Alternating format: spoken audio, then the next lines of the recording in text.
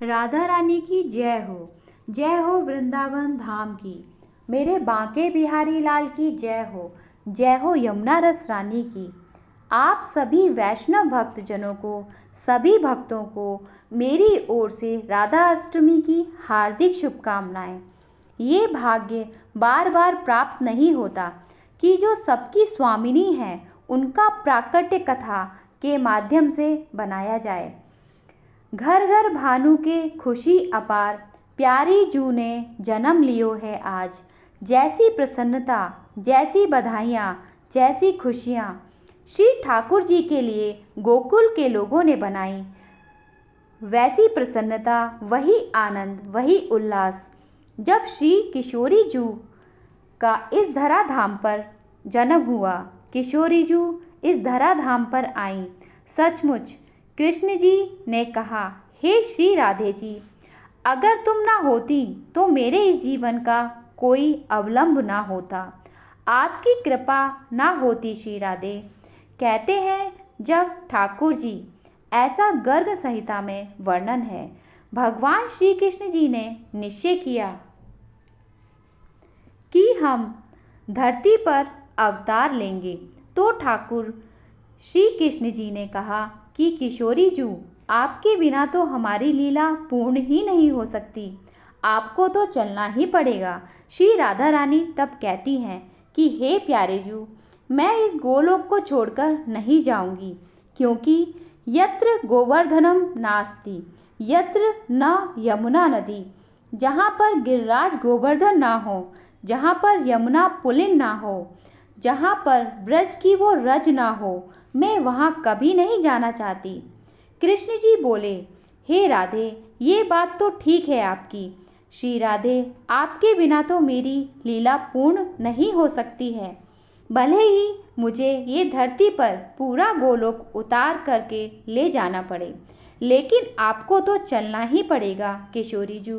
तब श्री राधे जी ने कहा, तो प्रभु कहते हैं, ठीक है, आप मेरे लिए इस गोलोक को धरती पर ले जाइए, मैं आ जाऊंगी। तब उसी गोलोक को श्री ठाकुर जी धरती पर लाए, जिसको हम ब्रजधाम कहते हैं। ये गोवर्धन, ये यमुना जी, ये गोकुल, ये वृंदावन, ये सब गोलोक धाम में विद्यमान है और यही पृथ्वी पर आया।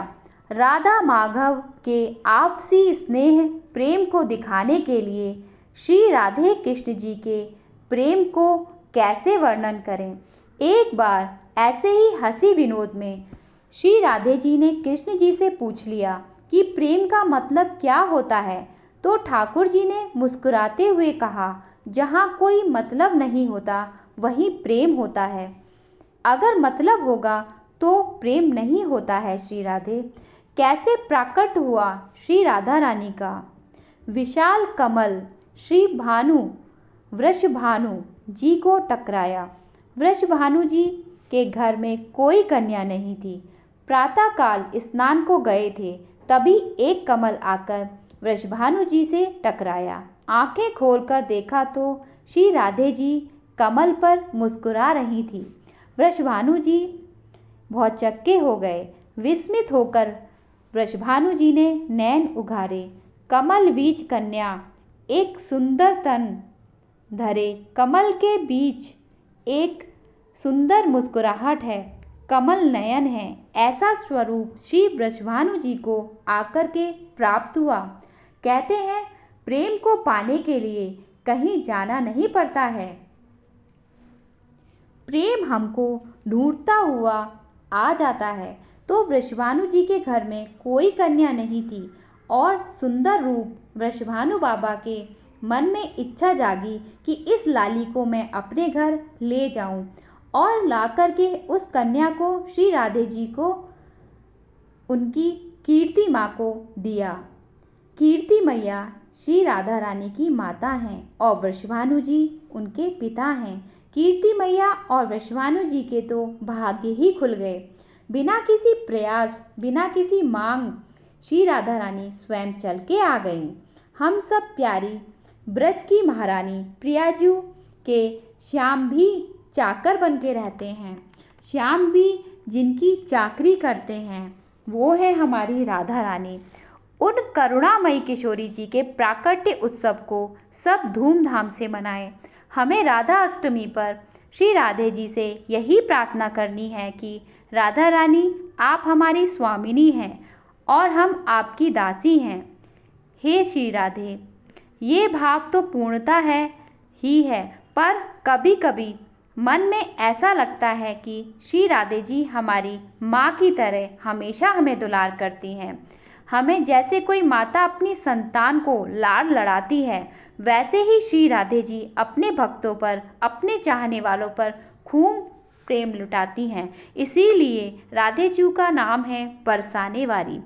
ऐसी कृपामयी, ऐसी दयामयी, ऐसी करुणामयी है हमारी श्री राधे।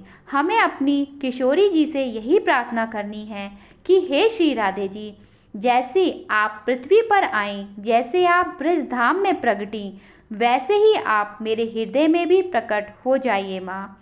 मेरे हृदय में भी आपका प्राकट्य हो जाए और हर समय मैं श्री राधा नाम की धुन हृदय में जपती रहूं। हे श्री राधे, सब पे कृपा कीजिए। राधा अष्टमी की सभी भक्तों को एक बार फिर से बहुत बहुत बधाई। श्री राधे, श्री राधे, श्री राधे।